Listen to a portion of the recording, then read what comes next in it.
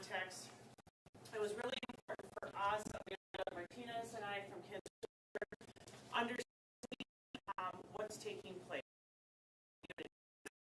National, it was really important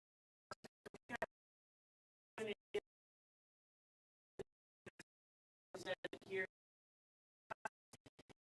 that one voice, empowering one voice on what's about to befall our most vulnerable community members. So, you know, I debated making this statement or not, but I'm just going to go ahead and make it. Like, I think it's really important for the government to remember who works for who. And right now the government isn't working. So that impact statement right now, of the community coming together as a reminder of who works for who. And that is all of us collectively coming together today to talk about what's going to happen as of November 1st. Most vulnerable. So with that, we're going to turn it over to our first and we have Monica here today. Go ahead, and if you wouldn't mind making a few comments. Monica's Executive Director of the program. Yes. Thank you for that introduction, Lisa, and thanks for having this event today. It's so important for people to understand how these decisions affect people on the ground who are doing the work and the people that they serve for sure.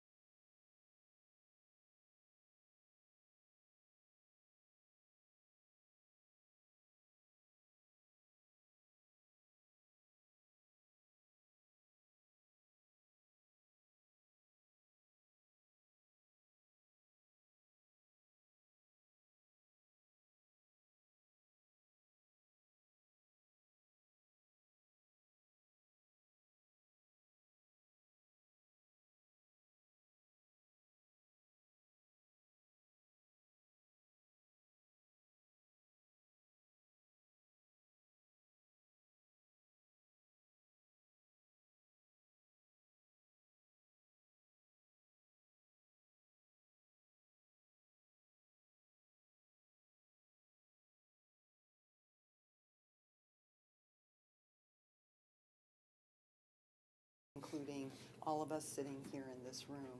So very grateful for the support of the community who has been there for St. Joe's for 43 years, who has offered us, every time something like this happens, they come forward. But there's fatigue in the giving community as well that will happen. And so they can only do so much. There's only so many dollars. But we do ask for everyone who can support to support us financially, through food, through volunteering. Those are the ways we operate, and we're so grateful for that. So thank you all for being here today. Thanks to the media folks who are here, and thank you for Lisa.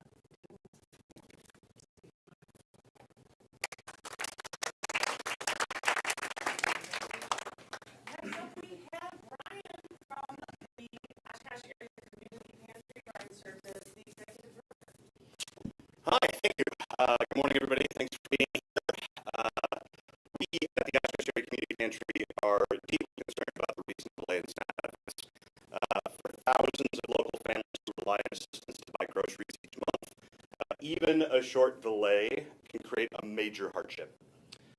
Many are forced to make difficult choices between paying for food, paying for rent, paying for medicine, and as a result, we're already seeing more people turning up to the pantry, our pantry, and other pantries for help. At OACP alone, we've seen a 50% increase in guest usage in the last 4 years already. When I first started 4 years ago, we were averaging about 1,300 families a month. Currently sitting today at 2,800 families that are coming through our doors each month and utilizing our services. Just this year alone, we've already seen a 19% growth in guest usage over 2024. And as a result, what that means is roughly about 100 new families a month are registering through our pantry to receive services.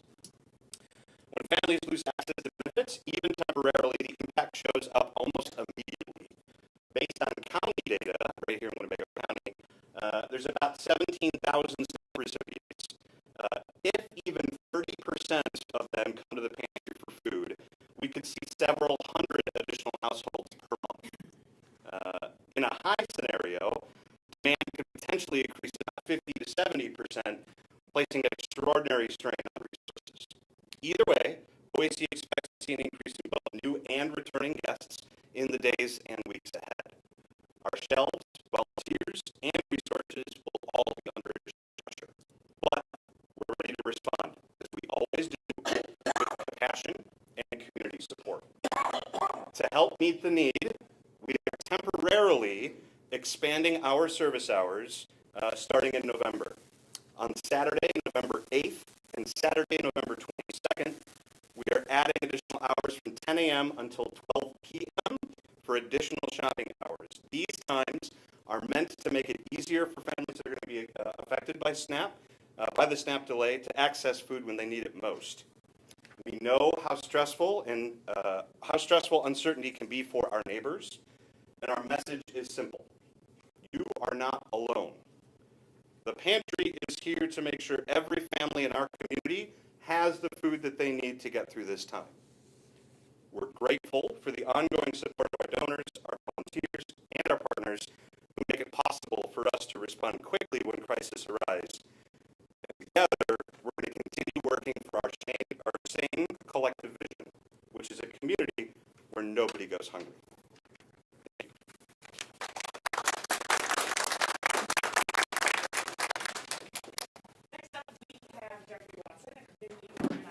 With ESTHER.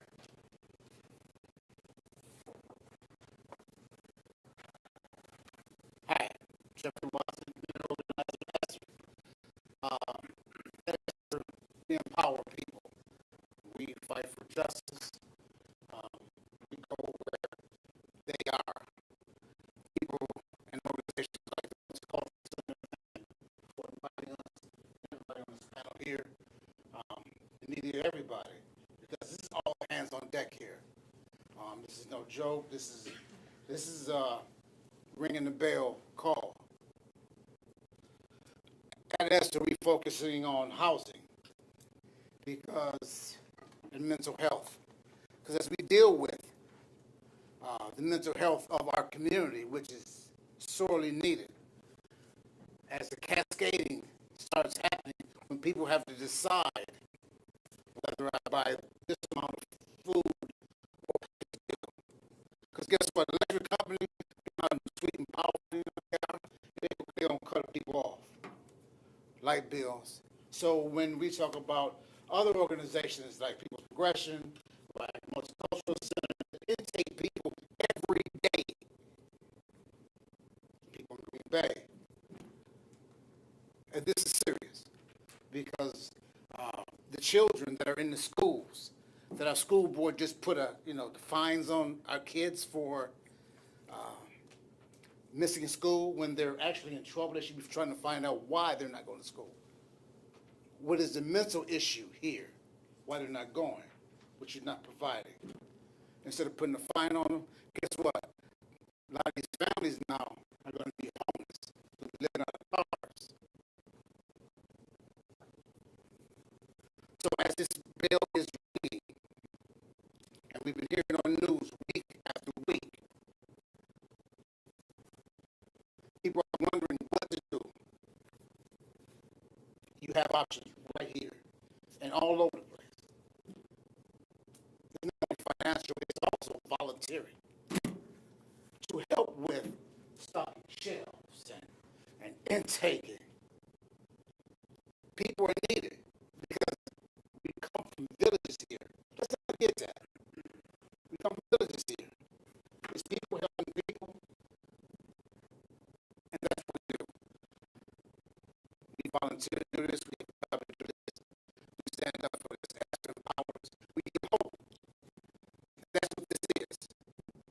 You know, you hear this speech coming from my mouth. This is passion to me. It means something. It helps me sleep. Or it doesn't. And that's okay too. Because I was up early in the morning. People don't have a voice. So here we are. Let's get to work. Let's get these websites and find out what we can do. Thank you.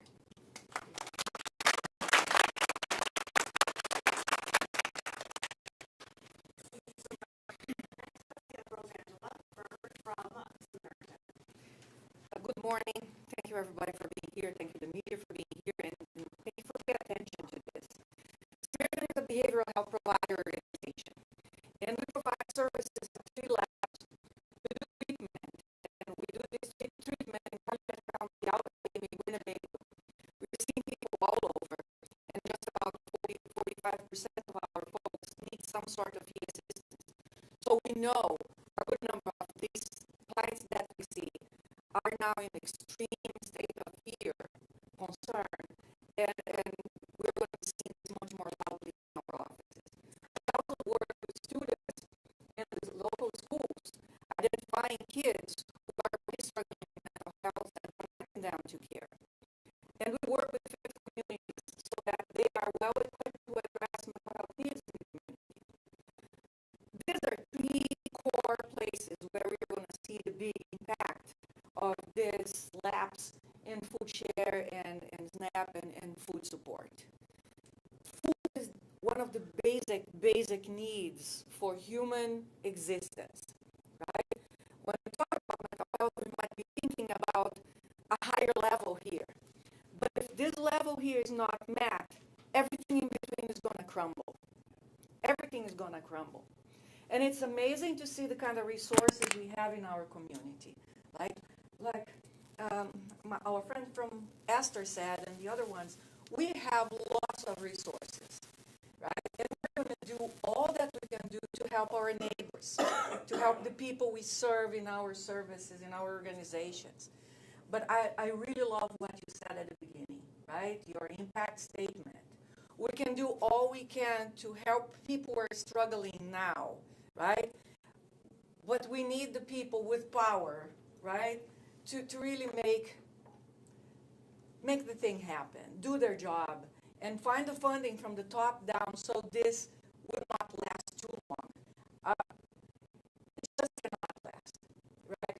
When we have clients that come to us with disability benefits because they have a mental health condition that prevents them from working, right? So they are already not functioning, and they are not going to even have their food share to ensure that they have food in their belly. The level of fear, the level of anxiety is going to be so extreme that we know the whole community is going to start to struggle even more. When we see kids in middle school, right, some schools showing that 50% of the kids that we are screening are showing signs of increased anxiety and needing connection with care. What do you think these kids, many of them in reduced lunch, many of them super aware of all the uncertainties of our current situation, when they begin to see that their pantries are going down, that their fridge is kind of empty, right? When they start to see that perhaps mom is having a much smaller portion in her plate than the kid, because that's going to happen, right? If mom gets any food whatsoever. Stories that we can hear of kids saying, oh, mom told me that she already ate, right? Mom said that I cannot miss school because that's where they get breakfast, that's where they're going to get lunch. Why? Probably mom and dad are hungry.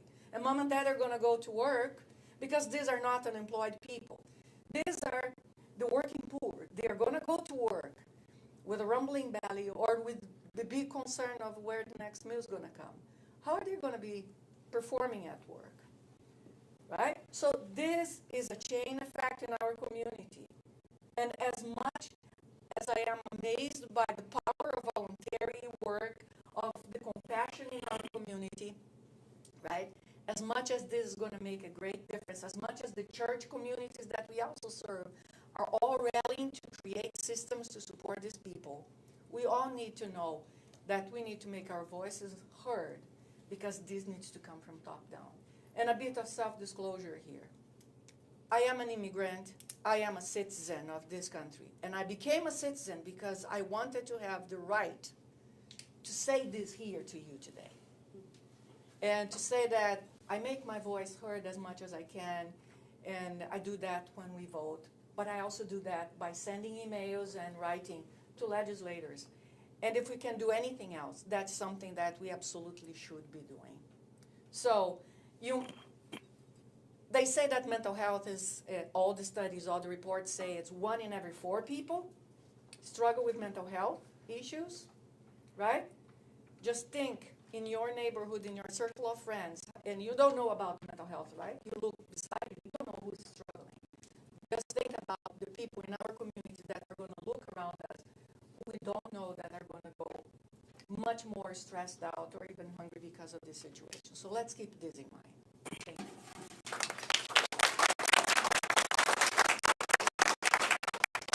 We have Patricia Cervilla from Partnership Community Health Center. Good morning, everyone. Thank you, media, for attending. And I have to say the inspiration that I have from the panel behind me is incredible. I was driving down 41 on my way here, and I saw a billboard, and the irony is not lost on me. It was from a financial planner, and it said, "You're a millionaire now. What next?" And I've never seen that. I drive 41 regularly. And I thought for a minute, you're a millionaire now. What's next? That's not a question that people who we serve think about.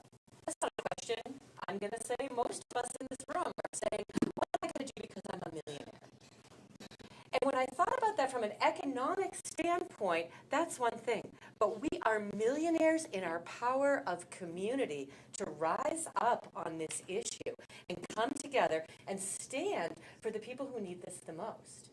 Now, when I reflect on the SNAP beneficiary and I look at the data and see that 1 in 8 or 1 in 5, every trick-or-treater who's going to be coming to your door tonight will know someone or be someone who is not a millionaire and who is struggling and wondering where their food is going to come from, who's challenged with mental health issues, who might be worried about what their parents are going through. When I think about the complexity of our community and I reflect on the 17,000 people we serve at Partnership Community Health Center, they are not those people. They're not the people over there that we put on the stat and say, oh, those multicultural people or those low-income people or those vulnerable people. Erase those words. Those are our people. They are us. We are them. Why? Because we are one community. And when the community cannot rise up together, we fall to the lowest common denominator. And when I look at the shutdown of the government and what Lisa said at the beginning as her impact statement, this is a call to action that the government should be for us, not for them, regardless of how you feel about things. This is about civility. This is about humanity. This is about bringing people together to say, if I eat, so can you. If I am insured and have access to health care and medication, so can you. Because that is the promise of our Constitution, that we are all created equal. This is an assault on who we are as Americans. And these are powerful words to say. You don't have to get this from Tricia at Partnership and all radical. But I'm going to tell you, maybe you did. Let me put it up. Press hold. However, there is no time like the present to come together, to stand up for those 1 in 5, those 1 in 8, whatever the number is, from rural Wisconsin to the inner city. Today is the day to stand up together on all of these issues. Because when SNAP goes away, Medicaid goes away. When Medicaid goes away, people's health goes away. The mental health comes to the bottom. People don't have access to care. They become uninsured. Academic success, job success, relationship. Wow, the circle goes down. But I'm going to quote Hamilton, and he said, rise up. And that is what we are here to do with this press conference today. This is not about information. This is about action. This is about coming together and feeling it in our heart, our ability to pick up the phone, call, realize that the people who are speaking here are coming with this power of ready to do anything. But we shouldn't have to be ready to do everything alone. We need to be ready to do everything together. So when we speak about partnership, we know we offer medical, dental, behavioral health care, but we offer advocacy and connection to serve those who need care. And it's every one of us, because we all know someone who might be hungry, who might be depressed, who has put off a condition. And when SNAP goes away, everything else begins to erode. So let's come together in this and walk out of here on a Friday of power, of action, and possibilities, that we will not be kept down, that we will move together collectively. Why? Because we can. Thank you.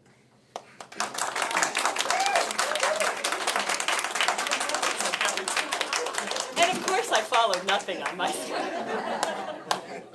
Next up, we have Candace, who is going to share her story as well regarding food share. Okay, thank you. Thank you, Trish. Thanks for inviting me here. My name is Candace, and I'm here to share a story that's deeply personal and unfortunately too common. Several years ago, my life changed drastically. I went through a separation from my children's father. Overnight, I went from having income and stability to being everything together. I lost my share of the business that we shared together, that I helped build and manage, and had to start over and financially. I did what so many parents do when life falls apart. I worked. I found a 9-to-5 job and keep a roof over our heads, waitressing and bartending. I was exhausted, but I was determined. Still, it wasn't enough. Not when you're a single parent trying to cover the mortgage, keep the lights on, and feed growing kids. That's when I learned about SNAP. I applied and I received benefits. Those benefits saved my life. They gave me some breathing room. They gave my kids stability in a moment when everything else felt uncertain. They gave me a chance to rebuild, to get back on my feet. One paycheck, one meal, one day at a time. It wasn't a handout. I don't feel like it was a handout. It was a bridge from surviving to thriving. Today, I stand here as someone who's crossed that bridge. I have since earned my master's degree, and I'm now working on my second master's degree. I've found gainful employment at a workplace that believes in investing in people and in our community.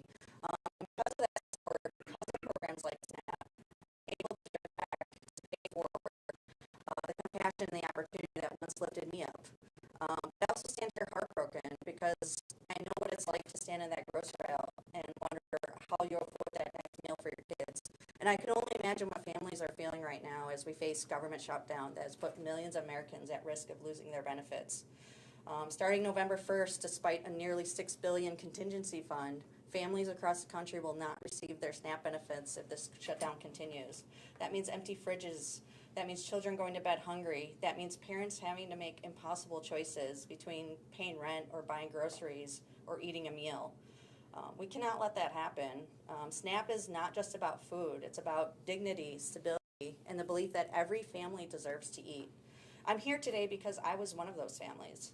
And I'm living proof that when we invest in people, when we trust them with the tools to survive, they rise. Thank you, and I encourage you to please reach out to your congresspeople and write and do everything that you can to help save this program.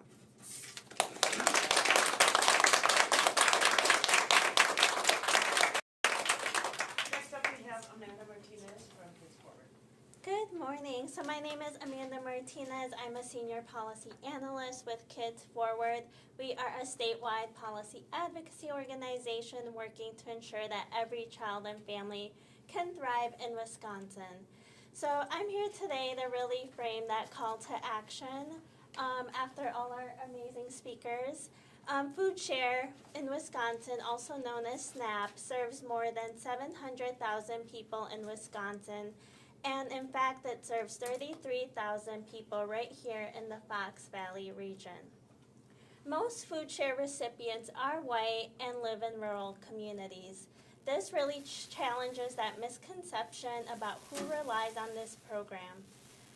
Right now, we know that this support is at risk because Congress has not reached an agreement food share funding for November and beyond is in jeopardy, meaning that thousands of families are going to be losing that food assistance that they rely on.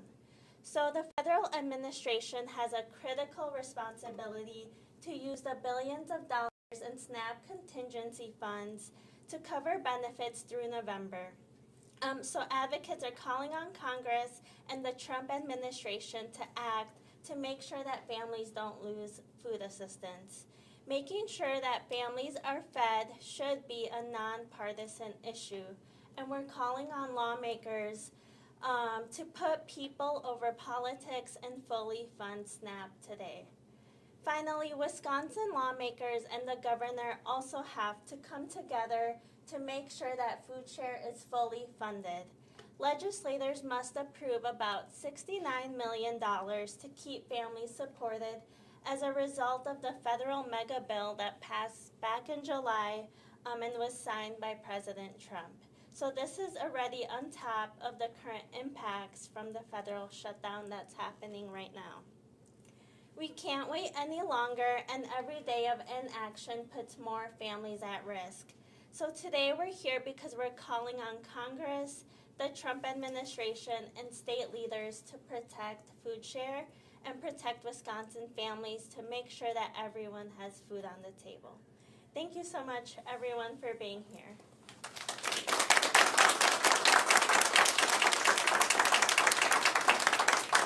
Thank you.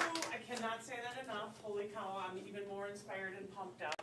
Thank you all for being here today. I am going to offer up additional interviews for our friends from the media. If you're interested in being interviewed, you want to raise a hand and or find a member of the media. So we have that. Also wanted to find out, is there somebody here representing Hope Fridge? Thank you. Did you want to say just a few comments about Hope Fridge as well? If you're not familiar with Hope Fridge, it is located behind our building and provides 24/7 access to food. And then when you get up there, just because we don't have your name, could you say it and spell it so that we have the pronunciation and then the spelling and then your title? Sure. Thank you. Sorry. Yeah, that's a lot. Good morning. My name is Ria D. Peoples. That's RIA space DI space PEEPLES.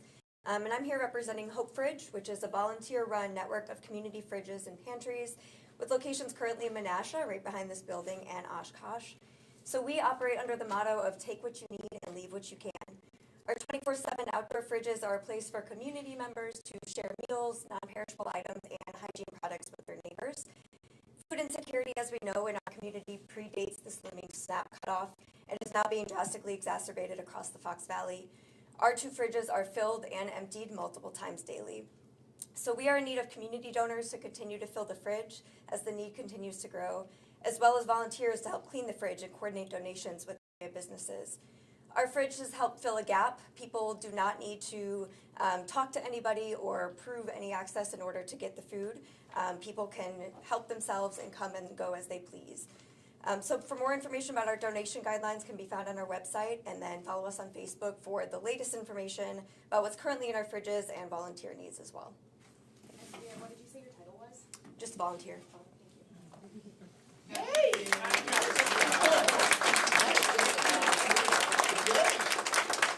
Thank you again for everyone for your inspirational words, and it just reconfirms the power of our community together, what we can do. Also wanted to offer up, as mentioned, we have the Hope Fridge behind. We have visuals if you're needing to shoot any B-roll. We also have our culturally based pantry items in the bodega back in that room as well. We can show that to you as well. But other than that, I think we're done for today, but not really. Maybe we're just getting started.